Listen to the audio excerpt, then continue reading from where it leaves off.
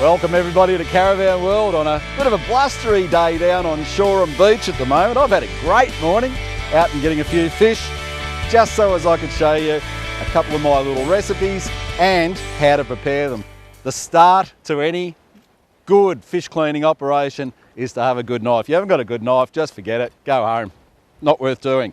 It'll make it so much easier in the long term to have a decent filleting knife to work with. Normally, if they were bigger fish, you'd probably have a scaler here as well, but the back edge of the knife's quite all right for this sort of effort. As you can see, the fish is still nice, straight out of the water. With the snapper, Pinky's little squire in New South Wales, all I'm going to actually do these whole. They're not worth filleting, and keeping them whole keeps a bit of moisture into them as well. So with these, I'm just scaling them and getting rid of the guts. So knife just into the old bunghole in the back there. Be careful as you come forward, up to the bottom of the rib cage. Little slit across there, and open her up and pull out the guts. Pretty simple stuff. Keep that nice and clean, and give her a bit of oil wash. And there he is. That's your little snapper all clean. You can take the head off if you don't like looking in the eyeballs, and that's as simple as that. We'll see that later. We're going to do the whiting a little bit different. I like my whiting filleted. And have a look at that little bugger. That's a King George whiting, and that is a prime eating species. These things are just magnificent to eat, and that's a good specimen. That's about 42 centimetres long. Just a nice little fish. So, and with this, I'm actually going to fillet and skin. So just cutting down through behind the gills, straight down, running the knife along the backbone, and you can feel the backbone as you go. Just the knife sort of just ridges along the backbone as you go. You stop just before the tail, so you actually use the fish as a handle to take a lovely little scun fillet.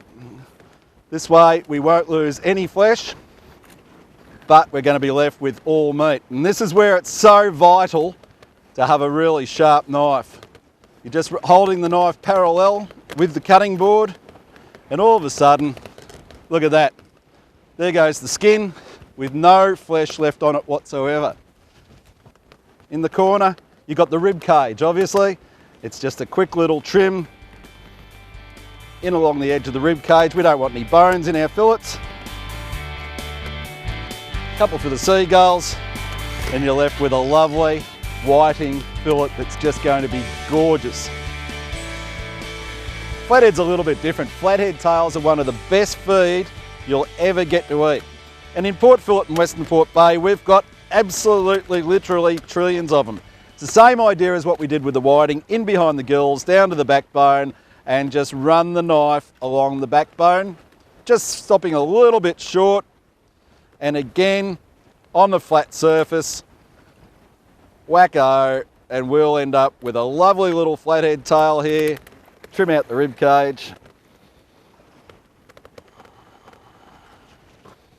Now there's a lovely little flathead fillet.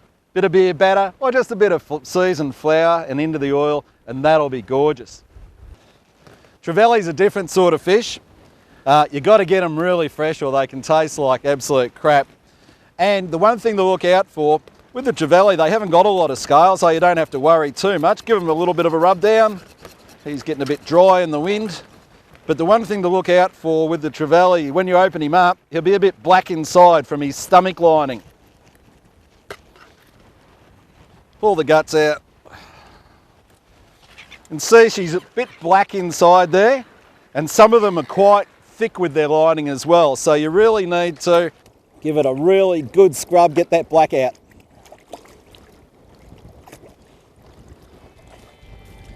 And he's fine, no worries.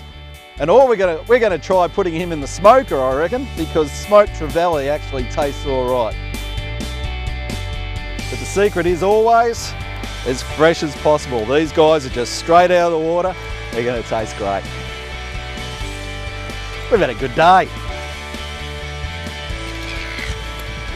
Oh, you bastard things. Come back here, Mr. Fish.